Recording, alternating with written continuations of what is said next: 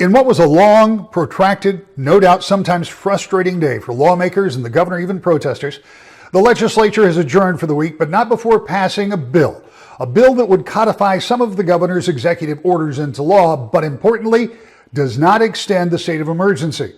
So tonight, the governor sent out another executive order, this time one, she says, that does extend the state of emergency. In that release, the governor had to say in part this: Republican lawmakers are putting their heads in the sand and putting more lives and livelihoods at risk. I'm not going to let that happen. Against that backdrop, there was some heated debate in the Senate. This is not anywhere near about any of the things that we're pretending that it's about. It's about trying to, some theater. It's sound and fury signifying nothing. This will accomplish nothing. Neither will a lawsuit. It'll waste a ton of taxpayer money, but it'll accomplish nothing. But please, don't get up here and tell me that you're for all these things in the executive orders and ask to have power to sue the governor to end them.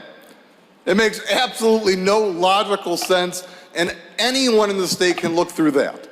There's to be a balance between life on lockdown and life lived in the presence of COVID-19. We can no longer allow one person to make decisions for 10 million people. But now, the legislature must make a choice. To either allow our governor to continue to govern by executive order, or to trust our constituents to take the necessary precautions to protect themselves and their families without the governor mandating a one-size-fits-all stay-at-home order.